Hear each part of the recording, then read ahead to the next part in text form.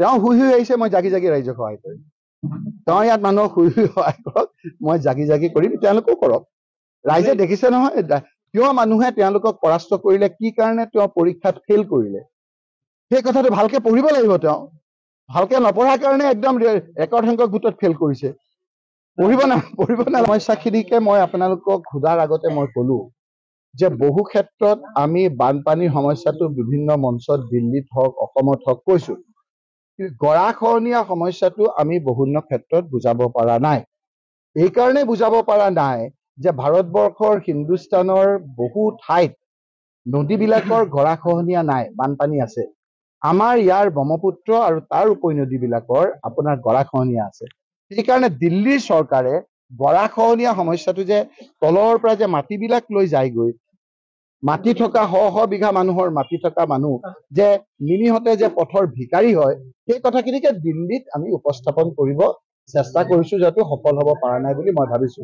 এই ক্ষেত্ৰত মই দেখিছে কালি ইণ্ডিয়া টুডেটো আপোনাৰ ভালকে মই কৈছো, ইণ্ডিয়া টুডে চেনেলতো কৈছো যে আপোনালোকে এই কথাখিনি বুজাবলৈ মই আপোনাৰ বিভিন্ন ক্ষেত্ৰত কৈছো। আৰু অকণমান উশাহ ল'ব নালাগিব জানো? মোক 10টা দিনো হোৱা নাই, আজি কেইদিন হৈছে মোৰ আপোনাৰ শপত গ্ৰহণ কৰা। এতিয়া মই ভাবিছে যে বহুতে ভাবে যে সংসদত গৈ দৌৰি কথাটো কৈ দিব পাৰি, তেনেকে নোৱাৰি নহয়। বিভিন্ন ডিভাইচ আহিব, বাজেট আহিব, বাজেটত আমাৰ চৰকাৰে বাজেট প্লেচ কৰিব, বাজেটত যিবিলাক প্ৰস্তাৱ দিব তাৰ সুৰুগাত আমি 5 মিনিটমান সময় পাম। সেই কথাখিনি বিধানসভা লোকসভাৰ ভিতৰত কোৱাবলৈ যত্ন কৰিম, বাহিৰত ক'বলৈ যত্ন কৰিম। অকণমান সময় দিয়কচোন, ইমান কিয় ভয় খাইছে?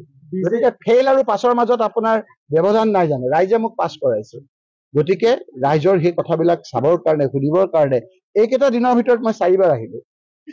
4বাৰ অহা নাই জানো? মই কৈ দিম নেকি কোন কোন তাৰিখে আহিছো?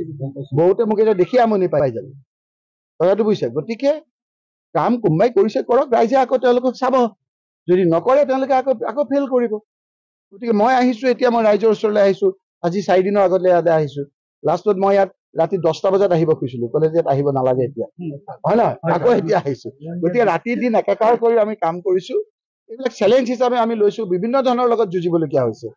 কিছুমানে কম্প্ৰমাইজ কৰি পেলাই আপোচ হৈ পেলাই তেওঁলোকে কৰে, মই আপোচ হৈ নকৰো, সেইটোহে মোৰ ব্যৱধান, হয় নহয়? সেই স্মাৰক পত্ৰখনৰ কাম যদি আহে মই ভাল পাম।